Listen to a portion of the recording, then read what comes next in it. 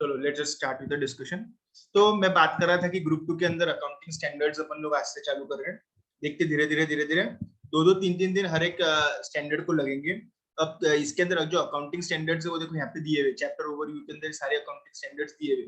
तो 3 + 3 6 + 3 9, 9 और 12 13 accounting standards अपन लोगों को यहाँ पे देखने के है। लेकिन मेजोरिटी ऑफ अकाउंटिंग स्टैंडर्ड इसके अंदर थ्योरेटिकल पोर्शन ही है। बहुत ही कम अकाउंटिंग स्टैंडर्ड्स आप लोग को ग्रुप 2 में दिखेंगे जहाँ पे आप लोग को प्रैक्टिकल मतलब कुछ ऐसा सॉल्व करना पड़ेगा। ठीक है, यहाँ पे मेजोरिटी ऑफ अकाउंटिंग स्टैंडर्ड जो है वो थ्योरेटिकल ही है। अपन लोग चालू कर रहे हैं AS 29 provision contingent liabilities and contingent asset से। ये मैंने इसलिए चूज करा आज ये वाला अकाउंटिंग स्टैंडर्ड क्योंकि देखो अभी अपना वाउचिंग वेरिफिकेशन हुआ है। वाउचिंग वेरिफिकेशन के अंदर अपन लोगों ने वहां पे देखा था कि प्रोविजंस और कंटीजेंट लायबिलिटी को किस तरीके से वाउच करने का है, किस तरीके से चेक करने का है। तो वो अपन लोगों ने वहां पे देखा था कि कंटीजेंट लायबिलिटी क्या रहता, प्रोविजंस क्या रहता, रिजर्व्स क्या रहता, वहां पे अपन लोग ऑलरेडी देख चुके हैं। यहाँ पे एक बार वो चीजें देखेंगे और उसके साथ ही साथ फिर अपन लोग कुछ एग्जांपल सॉल्व करने की कोशिश करेंगे। So we are starting with the group 2 accounting standards. उसके अंदर AS 29 provisions contingent liabilities and the contingent assets. ठीक है, तो नोट्स मैं आपको बाद में शेयर कर देता।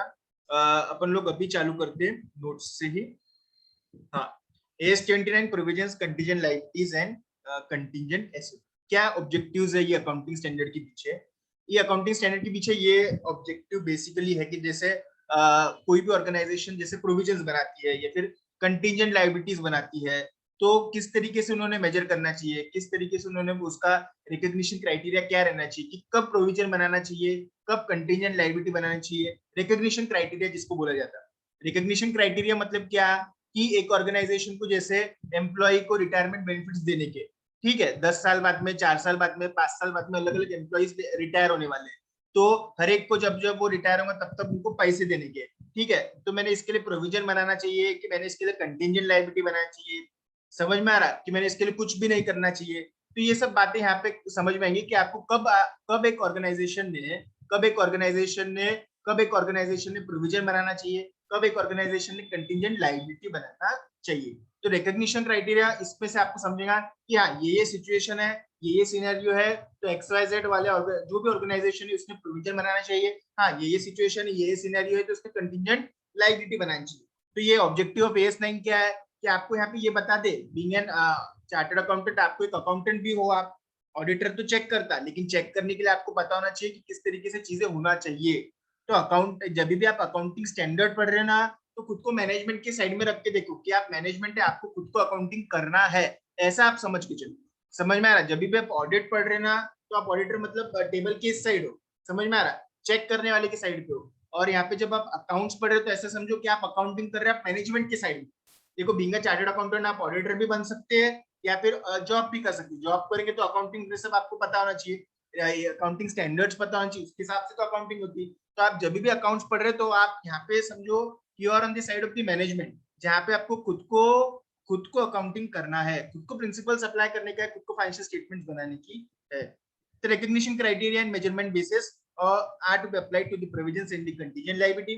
Sufficient information to be disclosed in the notes to the financial statement to enable to understand their nature, timing and account. देखो सिर्फ प्रोविजन बनाने से, सिर्फ कंटीजेंट लायबिलिटी बनाने से, अकाउंटिंग एंट्री पास करने से नहीं हो जाता।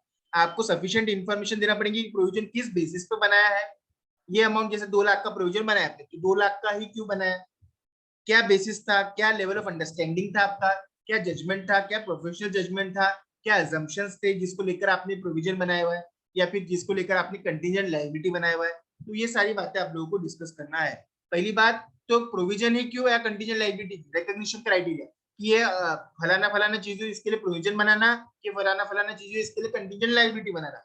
दूसरी बात, अगर प्रोविजन बनाया, कंटीजेंट लायबिलिटी बनाया, तो उसके लिए सारा डिस्क्लोजर देना भी जरूरी है।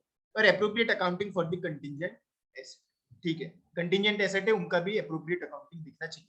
जैसा कंटीजेंट लायबिलिटी रहता वैसा ही कंटीजेंट एसेट भी रहता है, ठीक है। तो अपन लोग स्टार्ट करते प्रोविजन से। स्कोप ऑफ AS 29 बाद में देखेंगे, एप्लीकेबिलिटी नॉन एप्लीकेबिलिटी बाद में देखने वाले हैं, ठीक है। We are starting with the first and foremost thing today is the provision. Provision is a liability which can be measured only by using a substantial degree of estimation.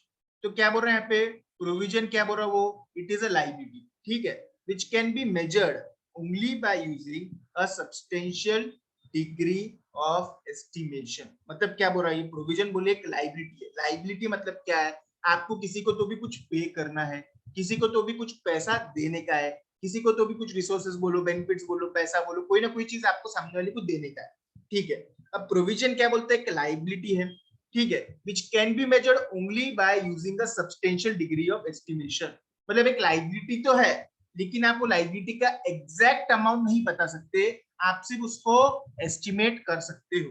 क्या बोला मैंने, प्रोविजन एक लायबिलिटी, लायबिलिटी को आप exact amount नहीं बता सकते, आप सिर्फ उसको एस्टिमेट कर सकते।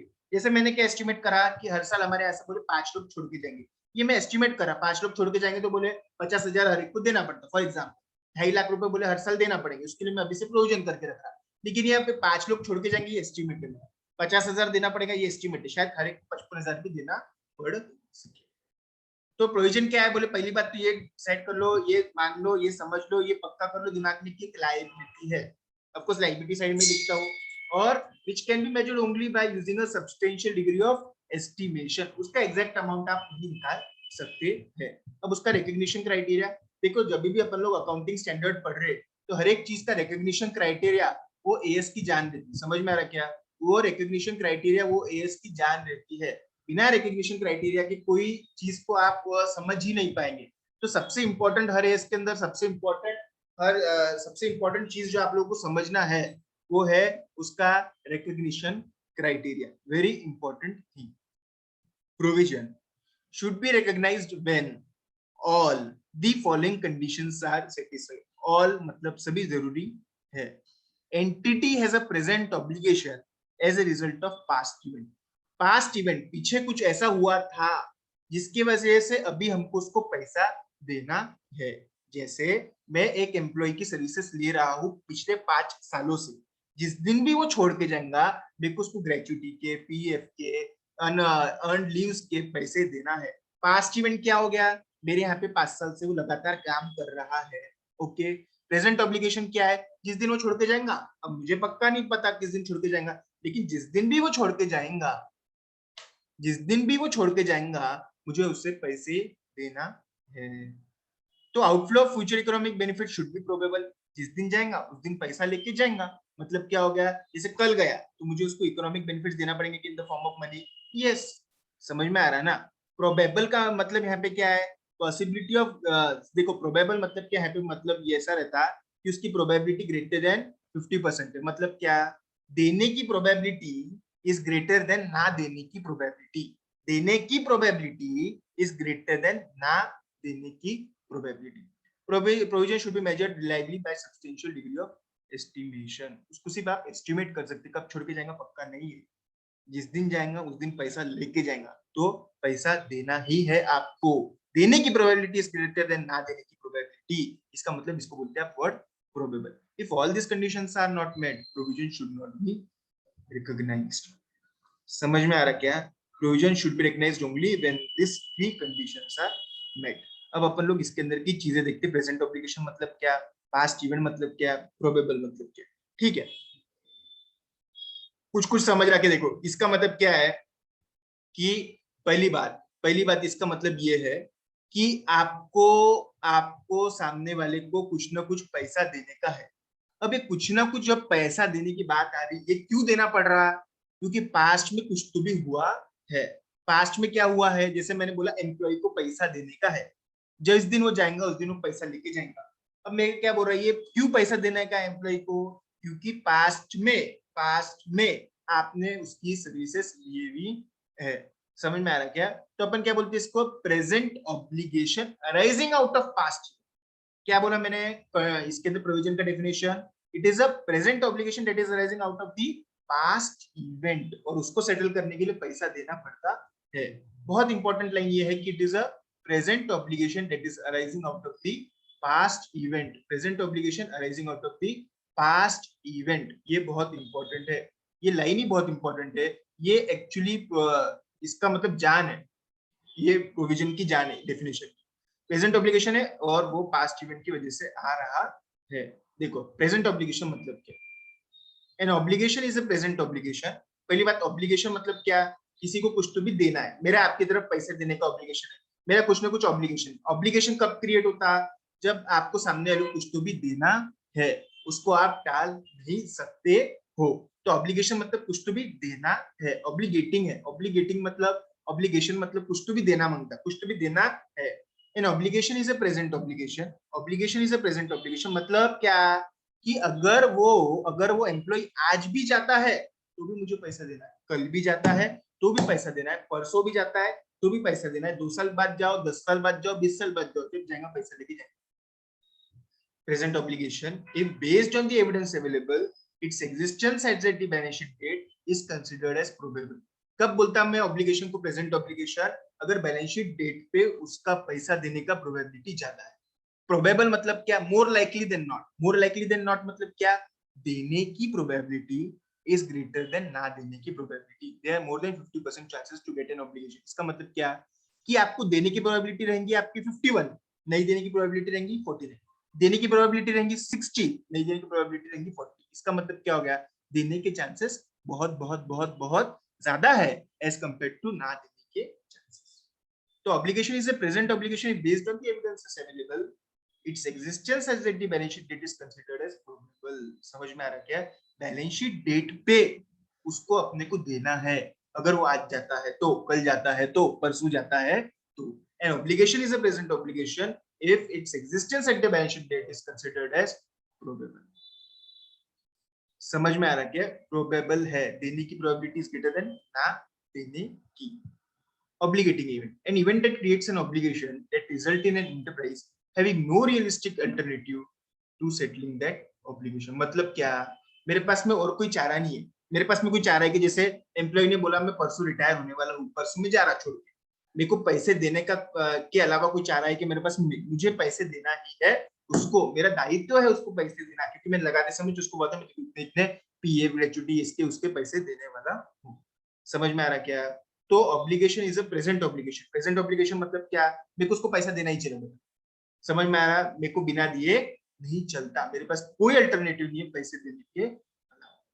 समझ में आ रहा क्या, an obligation is a present obligation if based on the evidence available, its existence on the balance sheet date is considered as probable। probable मतलब देने की probability, देने की probability is greater than ना देने की probability। मतलब क्या हो गया, probability of giving the money is more than probability of not giving the। Getting my point, कि ऑब्लिगेशन को बोल रहे अपन यहाँ पे प्रेजेंट ऑब्लिगेशन। ऑब्लिगेशन मतलब क्या, किसी को कुछ तो भी देना है, देने के अलावा कोई चारा नहीं है। देखो मैं कैसा लिंक लगाता, ऑब्लिगेशन, ऑब्लिगेशन मतलब क्या, किसी को कुछ तो भी देना है, देने के अलावा कोई चारा है। प्रेजेंट ऑब्लिगेशन मतलब क्या, बैलेंस शीट पे उसको देना ही है मेरे को, देने के चांसेस इज ग्रेटर देन ना देने के चांसेस। समझे। अब अपन लोग आते लाइबिलिटी।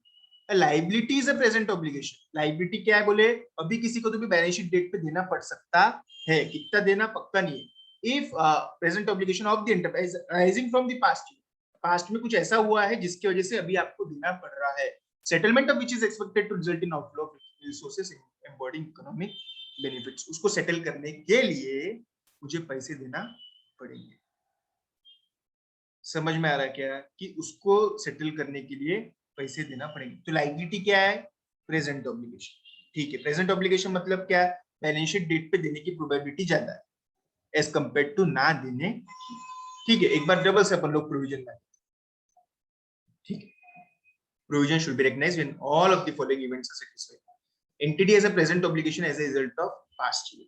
ठीक है, तो बोले क्या प्रेजेंट ऑब्लिगेशन मतलब क्या, देना पड़ेगा बैलेंस शीट डेट पे, देने की प्रोबेबिलिटी ज्यादा है। ये क्यों देना पड़ रहा, क्योंकि पास्ट में आपने उनसे कुछ तो भी सर्विसेज ली हुई है, या फिर कुछ चीजें अपन ने उनसे ली हुई, उसके लिए अपन लोगों को उनको पैसा देना पड़ रहा है। समझ में आ रहा क्या, यहाँ पे पैसा देना पड़ रहा है।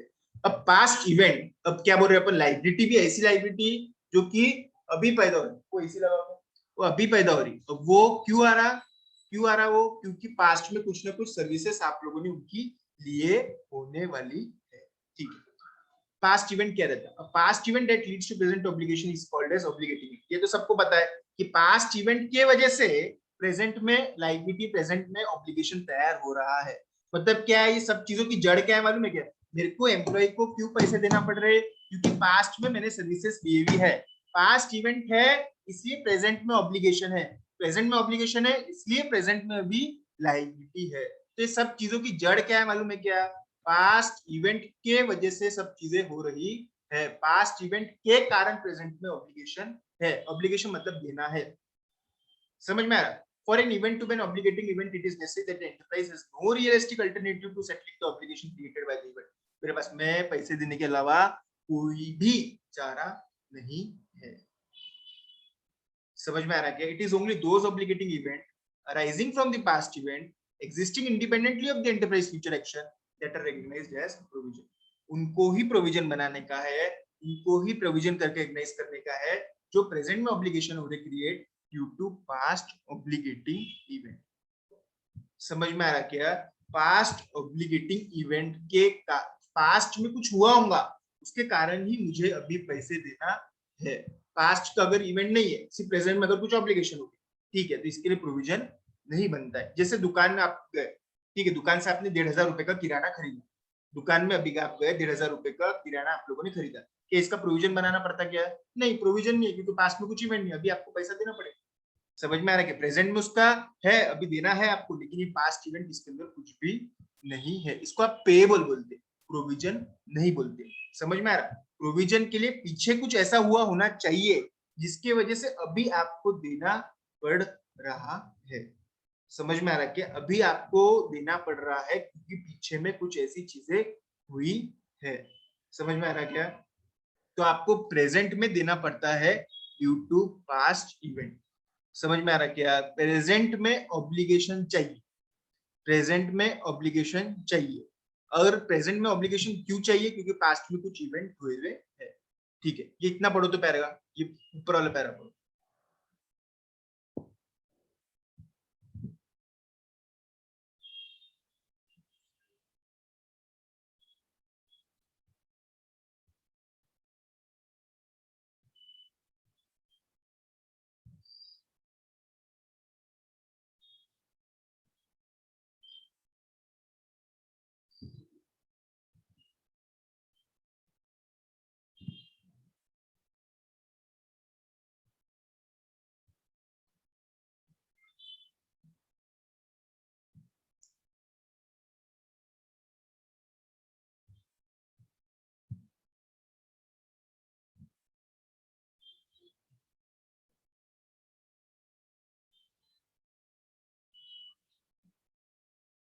ठीक है, जैसे मैं आपको एक एग्जांपल बताता हूँ। हमने ना सरकार से एक जगह ली थी, ठीक है, हमने वो जगह क्यों ली थी मालूम है? हम वो जगह के अंदर खदान बना के, मतलब खड्डा करके वहां से गिट्टी रेती, सॉरी गिट्टी रेती नहीं, मैं बोला स्टोन निकालेंगे, फिर हमने स्टोन क्रशर का बिजनेस वहां पे चालू किया। ठीक है, हमने सरकार से एक जगह लिया, बैरन लैंड लिया, एकदम खराब पड़ी जगह ली, वो जगह को अपन खोद के वहां से पत्थर निकालने वाले, स्टोन क्रशर का बिजनेस करने वाले हैं। सरकार ने जगह देते समय आपको क्या बोला था मालूम है? जिस दिन आप सब पत्थर निकाल लेंगे उस जगह को आपको बुझा के जाना पड़ेगा। मतलब क्या होगा, उस जगह में जो खड्डा हो जाएगा क्योंकि आपने उसमें पत्थर निकाल लिए, तो सरकार ने जिस दिन आप ये छोड़ के जाएंगे उस दिन आपको खड्डा भर के जाना पड़ेगा XYZ नाम के मटेरियल्स। ठीक है, क्या हो गया, मैंने जगह लिया, मैंने उसको खोदा, खदान बन गई, वहां पे पत्थर सब निकाल लिए, खदान बन गई, खदान मतलब एक खड्डा बन गया। ठीक है, अब छोड़ के जब मैं जाऊंगा मुझे वो भर के जाना पड़ेगा। ये कंडीशन के ऊपर ही सरकार ने मुझे वहां पे वो जमीन, वो जगह, वो खदान, वो माइन ये भी है। समझ में आ रहा क्या? तो मेरे को जो भरने का खर्चा आने वाला है, क्या वो प्रोविजन रहने वाला है क्या? बोलो अब आप लोग, क्या वो प्रोविजन रहेगा क्या? खदान भरने का खर्चा, खदान वापर लिया आप, ठीक है, यस खदान भरने का खर्चा वो प्रोविजन रहने वाला है क्या? यस रोहित बोलो तुम। Yes sir. Yes sir of course वो भर के जाना पड़ेगा। यस अब सर मेरे को देखो, अब वो खदान देखो, जिस दिन मैं छोड़ूंगा उस दिन मेरे को भर के जाना पड़ेगा। मतलब क्या हो गया, प्रेजेंट ऑब्लिगेशन क्या हो गया, मुझे खदान भरना पड़ेगा। अब पास्ट इवेंट क्या होगा यहाँ पे, ये सेनी बड़ी पास्ट इवेंट क्या है यहाँ पे बताओ तो, पास्ट इवेंट क्या है यहाँ पे? सर कोई लिटिगेशन चल रही होंगी पहले, तो वो फ्यूचर में उसका रिजल्ट क्या लगेंगे उसके बारे में प्रोविजन अभी करके रखते ना नहीं हम। नहीं नहीं नहीं नहीं नहीं, मैं क्या बोल रहा कि खदान का जो बिजनेस अपन लोग करते, अपन लोग सरकार से पड़ी जमीन लेते, उसका पत्थर वहां से निकाल लेते, पत्थर निकालने की वजह से वहां पे खड्डा हो जाता। सरकार ने बोला जिस दिन आप भर के जाएंगे, जिस दिन आप जाएंगे यहाँ से, वो खड्डा बोले भर के देना खदान पूरा की पूरा। तो यहाँ पे पास्ट इवेंट क्या है बताओ तो? पास्ट इवेंट क्या है इस केस में? सर यहाँ पे वो- हमारा काम सर वो निकल गड्ढा रहा निकालना। वो कंडीशन जो गवर्नमेंट ने नहीं नहीं अंजलि गलत। सर पास्ट हमारा इवेंट काम क्या है? हो गया, हमारा सर वो सर हमारा गिट्टी काम हो गया, हम छोड़ के चले गए और उसके बाद हमारी कंटिजेंट लाइबिलिटी है कि वो भर के देंगे पास्ट इवेंट में। क्लियर है? आपको ध्यान नहीं है आप क्या बोल रहे हो? कंटीजेंट लायबिलिटी की क्या बात चालू है यहाँ पे? ध्यान नहीं है आपका लेक्चर में? हाँ, और कौन बोलेगा? पास्ट इवेंट क्या है यहाँ पे? सर हाँ रोहित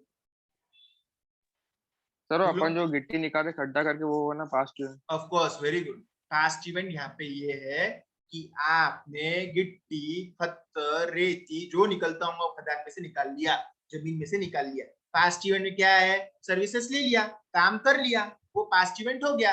ये पास्ट इवेंट, ये खड्डा करने की वजह से, गिट्टी निकालने की वजह से वहां पे खड्डा तैयार हो गया। अब वो खड्डा जो तैयार हो गया उसको भरना क्या है? अपना प्रेजेंट ऑब्लिगेशन। और क्या वो खड्डा भरने के लिए आपको पैसा लगेगा? कि हाँ, रेती भरने के लिए पैसा लगेगा उसके अंदर गड्ढे में। समझा क्या?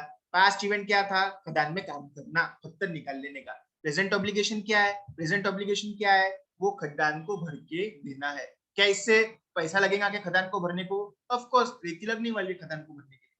समझ में आ रहा है ना? तो खड्डा खोदना is your past event. Present obligation क्या है? खड्डे को भर के देना, ये आपका प्रेजेंट ऑब्लिगेशन है। फिर दूसरी बात, ये ऑब्लिगेशन को पूरा करने के लिए लगते हैं आपको पैसे। ये हो गई तीसरी बात। तीनों बातें हो गई यहाँ पे match. Last but not the least, आपको यहाँ पे पक्का पक्का मालूम है कितनी रेती लगेंगी खदान को भरने के लिए? नहीं, सिर्फ आप एस्टिमेट कर सकते हैं कि 1 करोड़ की रेती लगेगी, 1.5 करोड़ की रेती लगने वाली है। समझ में आ रहा क्या?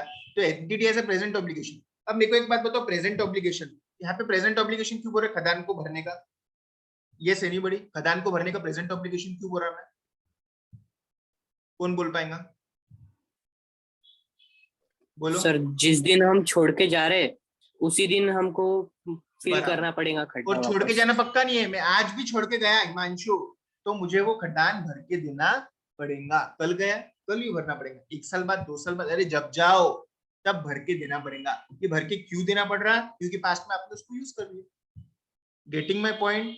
तो इसको बोलते हैं आप लोग प्रोविजंस। जैसे एम्प्लॉय का मैंने बोला था, रिटायरमेंट बेनिफिट्स का अपन लोग प्रोविजन बनाते हैं। पास्ट इवेंट क्या रहता? उनकी सर्विसेज आपने रेंडर ले लिया, उनकी सर्विसेज आप लोगों ने ले लिया। प्रेजेंट ऑब्लिगेशन मतलब जिस दिन छोड़ के जाएंगे उस दिन पैसा लेके जाएंगे। कितना पैसा लेके जाएंगे ये पक्का नहीं है, लेकिन लेके जाएंगे ये पक्का है। समझ में आ रहा है क्या? तो प्रोविजन समझा क्या आप लोगों को? पक्का पक्का बोलो। हाँ सर। चलो, यस सर। तो present obligation as a result of past event, outflow of economic benefit should be probable and provision should be measured reliably by a substantial degree of estimation. अगर सब बनता है तो भी provision बनती है। Provision should be reviewed at each balance sheet date to reflect the current best estimate. If there are no outflow of future economic benefits on the subsequent balance sheet date, जैसे कि कुछ problem आ गया कि वो अब मुझे पैसा देना ही नहीं है, सरकार ने नियम कानून बदल डाले, बोले अब खदान भर के देने की जरूरत नहीं है, तो फिर मुझे प्रोविजन जो बनाया होगा वो भी कैंसिल करना पड़ेगा और फ्यूचर में बनाना नहीं है। चेंजेस इन लॉ में result into changes in provision. ठीक है। Provision should be used only for those expenditure for which it was made. मतलब मैंने प्रोविजन फॉर रिटायरमेंट बेनिफिट बना के रखे हुआ है तो उससे मैंने सिर्फ रिटायरमेंट बेनिफिट ही पूरा करना चाहिए। ऐसा नहीं प्रोविजन फॉर रिटायरमेंट बेनिफिट बनाया और उससे वारंटी का खर्चा फुलफिल कर रहे हैं। जिसके लिए जो चीज बनाई उसके लिए ही वो इस्तेमाल होना चाहिए। समझ में आ रहा? अब इसके बिल्कुल एकदम मतलब क्या है, बहुत ऐसा थिन लाइन डिफरेंस है इसमें। ठीक है। अब थिन लाइन डिफरेंस क्या है इसके अंदर? कंटिंजेंट लायबिलिटी और प्रोविजन के अंदर थिन लाइन डिफरेंस ये हो जाता है सबसे बड़ा कि अब जैसा कैसा रहता था अपन, ये यहाँ पे बार बार मैं बोल रहा था प्रेजेंट ऑब्लिगेशन, यहाँ पे वो चीज क्या हो गई मालूम है क्या? Possible obligation. ये मैंने उस दिन वाउचिंग में भी बताया था आप लोगों को कि यहाँ पे वो चीज क्या हो गई? Possible obligation. पॉसिबल और प्रेजेंट में फर्क ये है, प्रेजेंट मतलब क्या? आज भी छोड़ के जाएंगे अगर एम्प्लॉय तो मुझे पैसा देना है। पॉसिबल और प्रेजेंट ऑब्लिगेशन मतलब जिस दिन जाएंगे उस दिन देना है। आज जाओ आज लेके जाओ, कल जाओ कल लेके जाओ। पॉसिबल ऑब्लिगेशन में ऐसा हो जाता कि देना भी पड़ सकता आपको, नहीं भी देना पड़ सकता।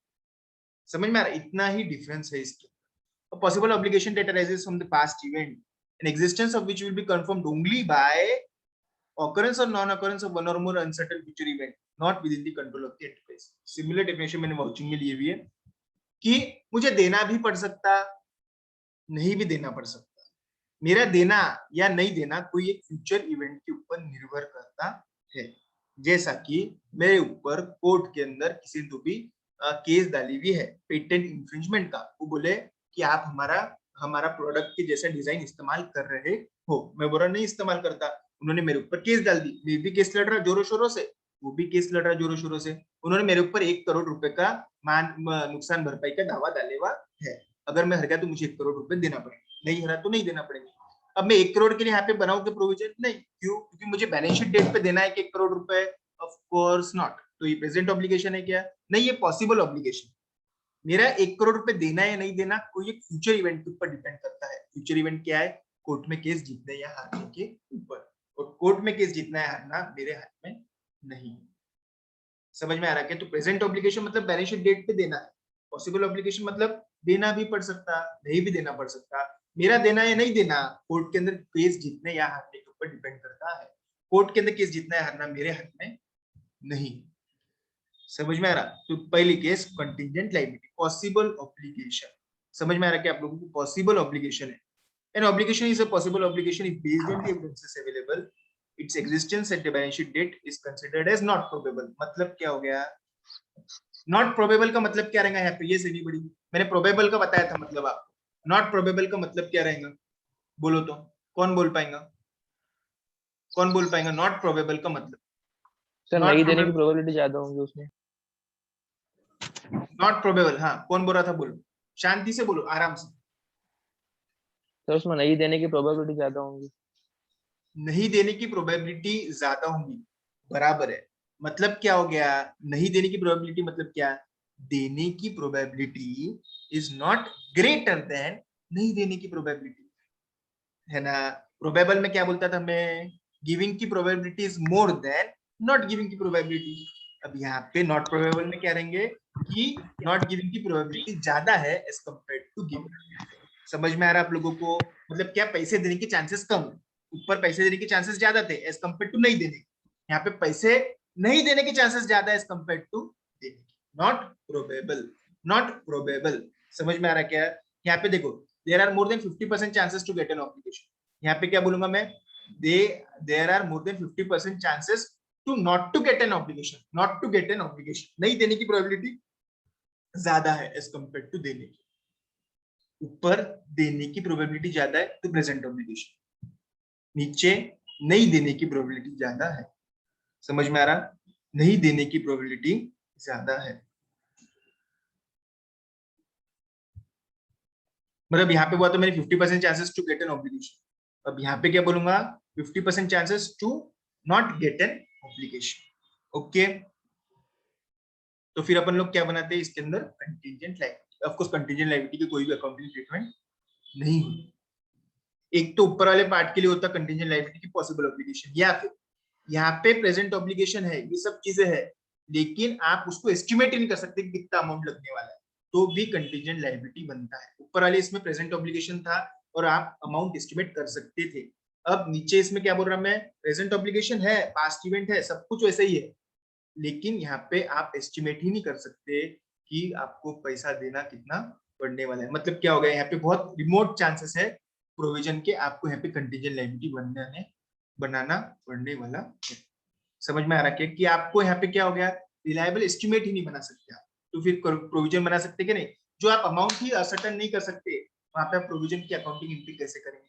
या फिर यहाँ पे पैसे देने की प्रोबेबिलिटी बहुत कम है ऊपर वाले सिनेरियो, तो भी आपको बनाना पड़ सकता है।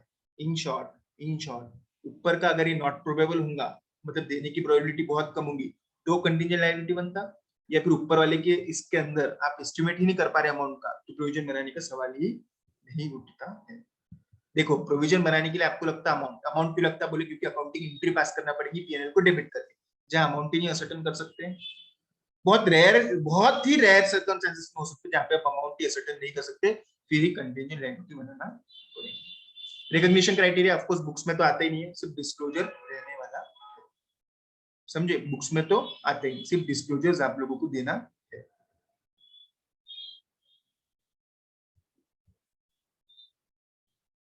ठीक है, अब क्या करना है आप लोगों को? मैं ये नोट्स दे रहा आप लोगों को, इसके अंदर के बाकी की चीजें तो अपन देखने वाले हैं।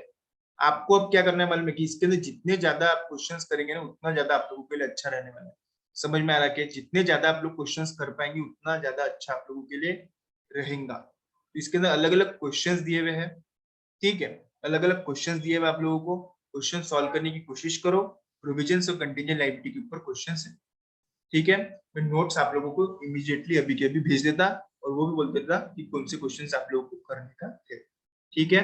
शांति से करो। अब दूसरा क्वेश्चन यहाँ पे सर हमने मॉड्यूल पढ़ना कि ये पढ़ना, मॉड्यूल में से ये नोट्स बनाए हुए हैं, बी श्योर कि मॉड्यूल का ही है ये सब पार्ट। मॉड्यूल के भी क्वेश्चंस डाले हुए और दूसरे भी क्वेश्चंस डाले हुए हैं। जितने काम के क्वेश्चन है उतने में रखूंगा इसके अंदर, जो काम के क्वेश्चन नहीं वो इसमें से कम हो जाएंगे, और जितना काम का कंटेंट है उतना ही मैंने इसके अंदर रखे हुआ है। समझ में आ रहा है कि जितना काम का कंटेंट है उतना ही मैं इसके अंदर रख रहा, इससे ज्यादा कुछ भी नहीं। मतलब ये समझ लो इसके अंदर अब नोट्स में कुछ भी छोड़ने का नहीं, जितना छोड़ना था जितना जो करना था इसके अंदर कम ज्यादा वो सब मैंने करके इसके अंदर ऑलरेडी रख दिया हुआ है। जो इसमें से अब कुछ भी कम करने का नहीं है। हार्डली 5-5 4-4 पेज के नोट्स लेने वाले, समझ में आ रहा क्या, उतना ही पढ़ने का है, एकदम सुट दिया हुआ है, कोई इसके अंदर छोड़ने का आप सवाल नहीं उठता। जो चीजें जरूरत नहीं थी वो मैंने ऑलरेडी निकाल दी हुई है, जो चीजें जिनकी जरूरत थी मैंने ऑलरेडी उसको इंक्लूड कर लिया हुआ है। ये जैसे यहाँ पे जो एग्जाम्पल दिया हुआ है ना, क्लीन अप, कॉस्ट, पेनल्टीज वगैरह बहुत इंपॉर्टेंट है, इसके ऊपर आते क्वेश्चन आपको पीछे दिखते जाएंगे क्वेश्चंस इसके अंदर। तो आप कृपया करके इतना ही नोट्स पढ़ो, इससे अलावा कुछ भी पढ़ने की जरूरत नहीं। आज जितना कंटेंट पढ़ना है वो भी के अभी मैं आप लोगों को ग्रुप के ऊपर भेज देता हूँ, ठीक है। Have a great day.